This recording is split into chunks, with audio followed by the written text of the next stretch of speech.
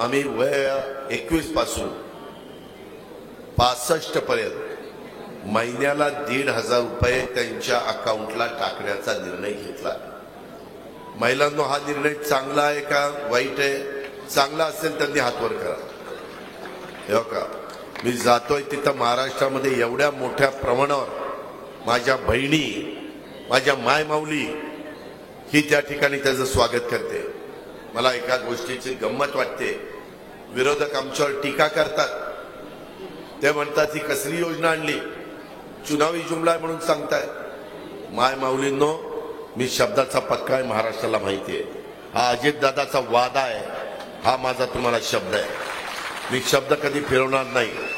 ही योजना पुढे वर्षानुवर्ष आपल्याला चालवायची, तशा प्रकारचं नियोजन मी अभ्यास करून ती मांडलेली आहे।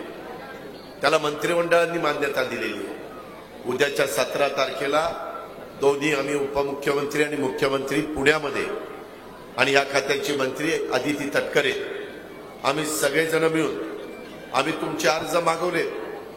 माझ्या मायमाऊलींनी अर्ज भरले, माझ्या बहिणींनी, माझ्या मुलींनी अर्ज भरले। त्या अर्जाची छाननी केली। आलेल्या अर्जापैकी जवळपास साधारण 1,30,00,000 अर्ज हे ग्राह्य धरण्यात आलेले। अजूनही अर्ज भरण्याचं चालू ठेवलेलं आहे। जरी माझ्या महाराष्ट्रातल्या इचलकरंजीच्या, कोल्हापूरच्या कुठल्याही भागातल्या मायमाऊली आणि माझ्या भगिनीचा अर्ज राहिला असेल, घाबरू नका। जरी ऑगस्टमध्ये अर्ज भरला तरी देखील तुमच्या अकाउंटला तो ग्राह्य झाला की जुलै आणि ऑगस्टचे दोन्ही महिन्याचे 3,000 रुपये डीबीटी द्वारे तुमच्या खात्यामध्ये हे दिले जाणार। मी कोल्हापूरला यायच्या आधी 4 दिवसापूर्वी मी मुंबई सोडली दौऱ्याच्या करता। अर्थमंत्री म्हणून माझ्याकडे फाईल आलेली होती। 6,000 कोटी रुपये या 2 महिन्याच्या करता वाटपाच्या करता पाहिजेत असं त्या फाईलवर लिहिलेलं होतं। मायमाऊलींनो, त्या फाईलवर सही करताना मला 19 तारखेचं रक्षाबंधन आठवलं। हे आत्ताच माझ्या 2 भगिनींनी मला राखी बांधलेली आहे।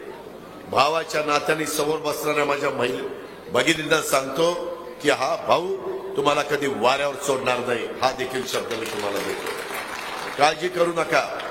माझी विनंती आहे की पैसे तुमच्या अकाउंटला येतील, पुढेही वेगवेगळे पैसे त्या ठिकाणी येतील। त्याच्या संदर्भामध्ये राज्य सरकारची आर्थिक क्षमता, स्थूल उत्पन्न, वेगवेगळ्या प्रकारचा कर, मग जीएसटीचा असेल, एक्साईजचा असेल किंवा आमच्या खरेदी विक्रीचा त्या ठिकाणी नोंदणी विभागाचा असेल, या सगळ्याच्या मध्ये आपलं उत्पन्न वाढत आहे। जवळपास दरवर्षी तुमच्या माझ्या महाराष्ट्राचं देशामध्ये जीएसटीचं उत्पन्न 30 ते 40,000 कोटीनं वाढत आहे।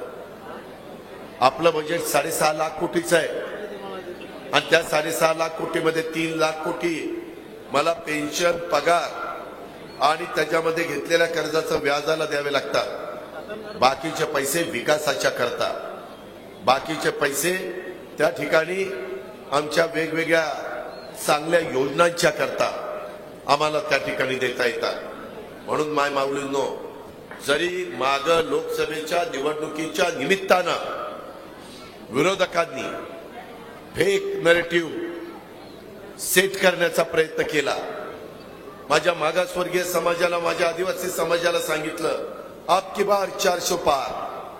400 पार कशाला यांना करायचं? यांना संविधान बदलायचं, यांना त्या ठिकाणी कायदा घटनेमध्ये बदल करायचा आहे, आरक्षण काढायचं आहे। आम्ही जीव तोडून महाराष्ट्राला सांगत होतो हे खोटं